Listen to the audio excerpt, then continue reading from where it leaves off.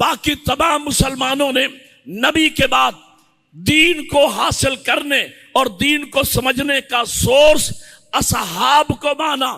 ہم نے نبی کے بعد دین اہل بیت سے لیا.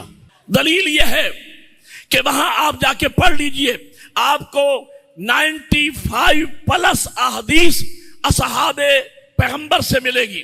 میری کتب اربع میں آ کے دیکھ لیں, آپ کو ہر حدیث معصوم سے ملے گی.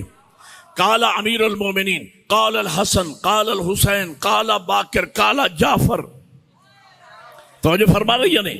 میں کہنا یہ چاہ رہا ہوں کہ وہاں دین لیا گیا اصحاب سے, ہم نے دین لیا اہل بیت سے. یہ جو اعتراض ہے نا مکتب اہل بیت کے ماننے والوں پر کہ شیعہ اصحاب کو نہیں مانتے, اس کے پس پردہ راز یہی ہے. ہم نے پوچھا کیوں بھائی, ہم ایسی ہستیوں کو آخر کیوں نہیں مانیں گے کہ جنہوں نے نبی کی زیارت کی, نبی کے پیچھے نمازیں پڑھی, نبی کے ہاتھوں کے بوسے لیے, ہم کیوں نہیں مانیں گے؟ ہم مانتے ہیں. کہنے لگے ہمیں تو اس لیے محسوس ہوتا ہے کہ آپ نہیں مانتے کہ آپ دین کا مسئلہ پوچھنے کے لیے آپ لوگ ہمیں کسی صحابی کے دروازے پہ نظر نہیں آئے. ہم نے تو پھر یہی نتیجہ نکالا کہ آپ مانتے نہیں. میں نے کہا بھائی ماننا الگ بات ہے, احترام کرنا الگ بات ہے, مسئلہ پوچھنا الگ بات ہے.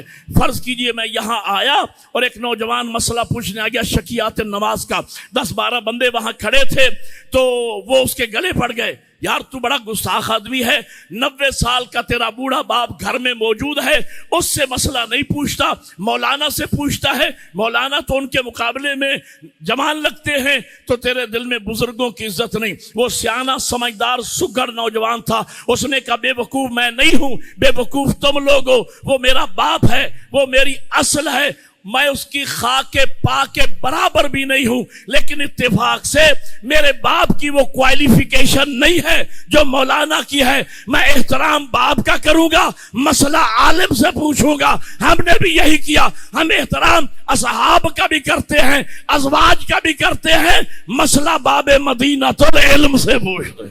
تو میں کہنا یہ چاہ رہا تھا کہ ہمارے مکتب کی بنیاد عصمت پر ہے. یعنی کتب اربع میں آ کے دیکھ لے, ہم نے دین اہل بیت سے لیا. اگر کوئی یہ کہے کہ ہم بھی اہل بیت کو مانتے ہیں, حالانکہ اہل بیت کو بھی ماننے کا حکم نہیں, اہل بیت کو ہی ماننے کا حکم ہے. آئے ہائے ہائے, بڑی مہربانی, اللہ جزائے خیر عطا حیدری.